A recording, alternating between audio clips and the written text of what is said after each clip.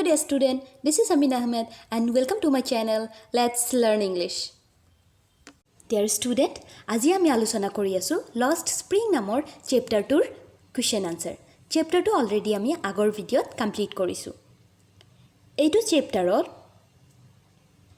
জিকেটা question হয় আৰু জিকেটা question 2015 পৰা 2020 ৰ ফাইনেল এক্সামিনেশনৰ পেপাৰত দি গৈছে সেই question কেইটাহে আলোচনা কৰিম. তো আমি আৰম্ভ কৰিছো আমাৰ ভিডিও আৰু এনালাইসিস যে কেনেকুৱাকে বা কোন কেইটা কুৱেশ্যন এক্সামত দি গৈছে বা কোন কেইটা এডিশনাল আমি পঢ়িব লাগিব সো লেটস স্টার্ট ভিডিওটো যদি ভাল পোৱা সাবস্ক্ৰাইব কৰি লবা যাতে নেক্সট ভিডিও তোমালোক পাই যোৱা ডিয়াৰ ষ্টুডেন্ট আমি আলোচনা কৰি আছো লষ্ট স্প্ৰিংৰ কুৱেশ্যন আনসাৰ ইয়াতে প্ৰথমতে 1 মাৰ্কৰ কুৱেশ্যন কি দিছিলে 2015 ত আমি আলোচনা কৰো প্ৰথম কোৱেশ্চনটো হল what does the author of Lost Spring find Sahib doing every morning প্ৰত্যেক দিনা ৰাতিপুৱা অনিক জাং মানে অথৰ জনে সাহেবক কি কৰি থাকা দেখা পাইছিলে answer hall every morning the author found or encountered Sahib scrounging for gold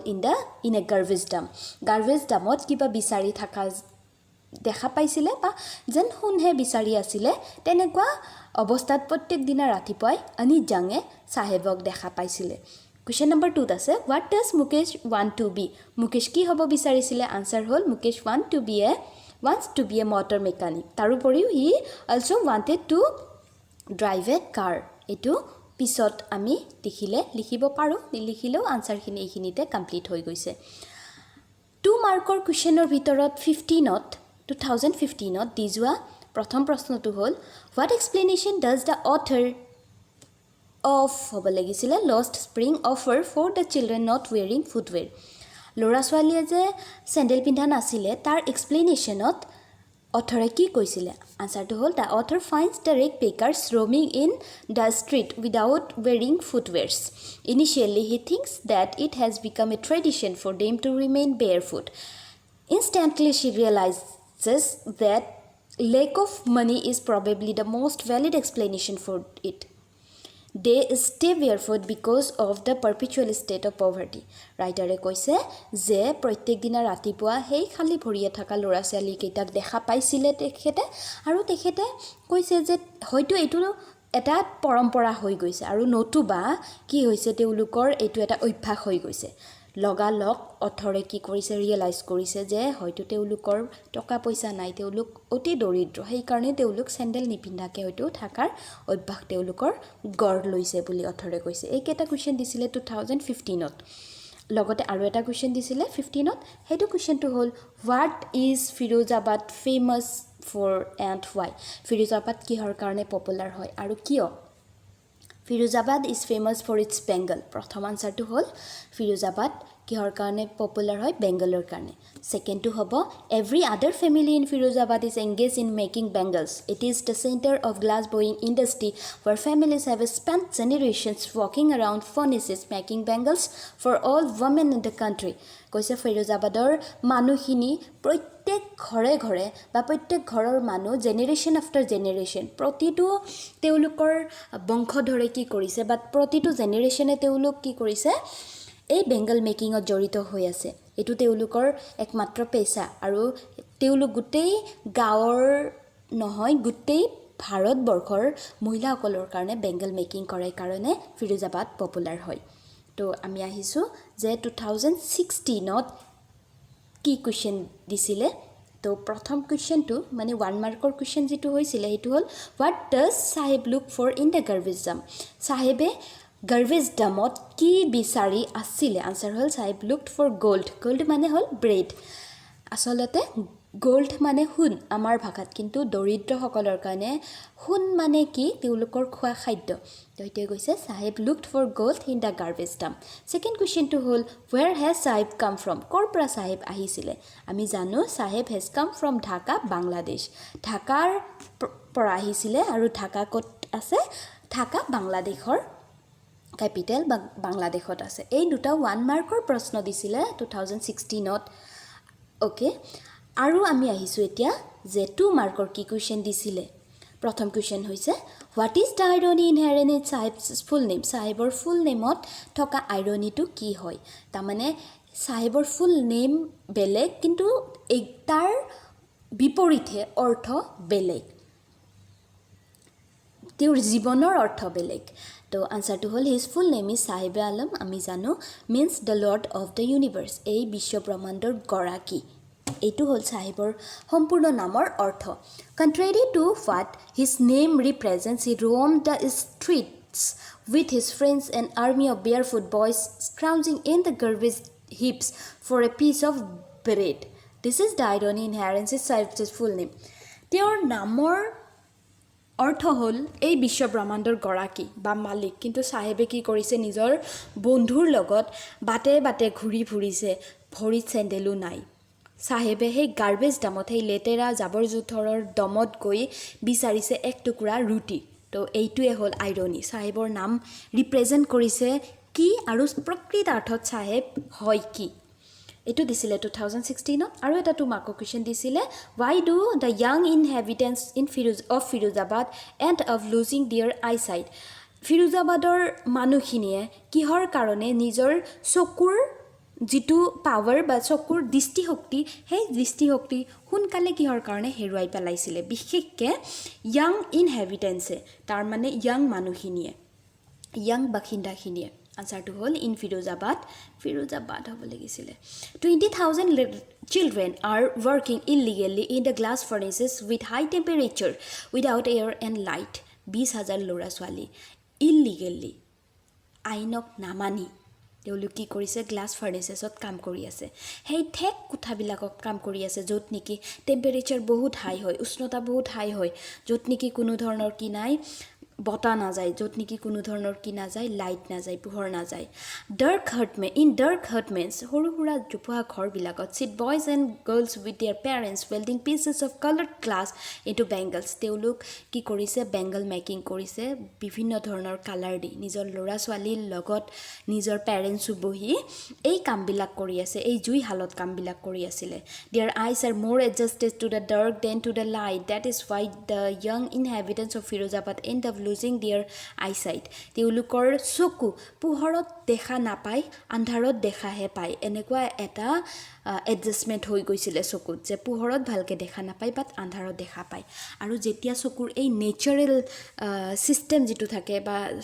দৃষ্টিশক্তিৰ যিটো প্ৰচেছ থাকে সেইটো যেতিয়া সলনি হৈ গৈছিলে তেতিয়া সেই মানুহখিনিৰ সঘনাই কি হৈছিলে বয়স হোৱাৰ আগতে অন্ধ হৈ গৈছিলে তো এই কেইটা কুৱেশ্যন দিছিলে 2016ত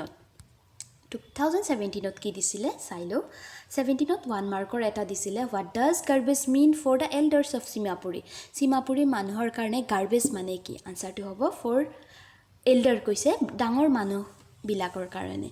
সীমাপুৰীত গাৰ্বেজৰ দাম বা গাৰ্বেজৰ দুটা মিনিং আছিলে এটা ল'ৰা ছোৱালীয়ে কি পাইছিলে সেই গাৰ্বেজক আনন্দৰ এটা বিষয় হিচাপে লৈছিলে কাৰণ কেতিয়াবা 1 টকা পায় কেতিয়াবা এটা লেতেৰা বস্তু পায় কেতিয়াবা হয়তো এটা জোতা পায় বা কেতিয়াবা হয়তো 10 টকীয়া নোটো পায় সেইকাৰণে তেওঁলোকৰ কাৰণে আছিলে আচৰিত বস্তু গাৰ্বেজ কিন্তু ডাঙৰ মানুহৰ কাৰণে কি আছিলে for the elders of Seemapuri garbage is the only main for their survival তেওঁলোকৰ জীৱন নিৰ্বাহৰ একমাত্ৰ উপায় বা বৃত্তি আছিলে সেই গাৰ্বেজ সেকেন্ড কুৱেশ্যন দিছিলে where does Mukesh live Mukesh ক'ত বসবাস কৰিছিলে আনসাৰটো হ'ব মুকেশ lives in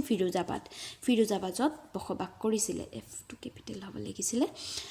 2 মাৰ্কৰ এটা কুৱেশ্যন দিছিলে সেইটো হ'ল what is the significance of Bengals in an Indian society Indian ছ'চাইটিত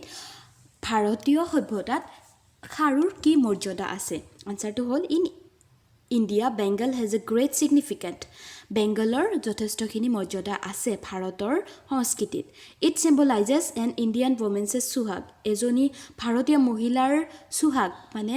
বিয়া হোৱাৰ এটা প্ৰতীক বুলি দেখায় অস্পেচিয়াছনেছ ইন মেৰিয়েজ তাৰোপৰি বিয়াৰ এটা প্ৰতীক হিচাপে দেখায়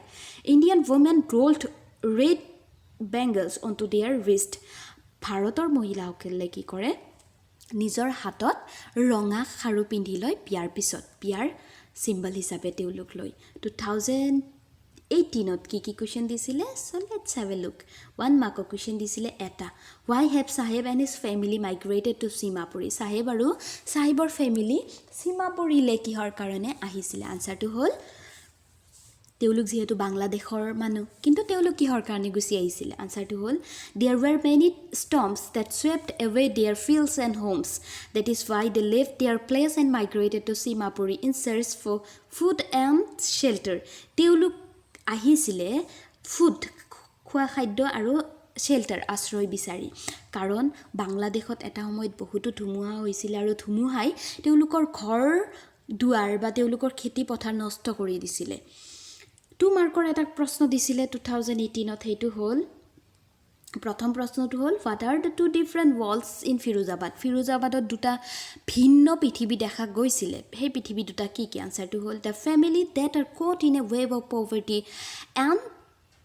the other is the vicious circle of the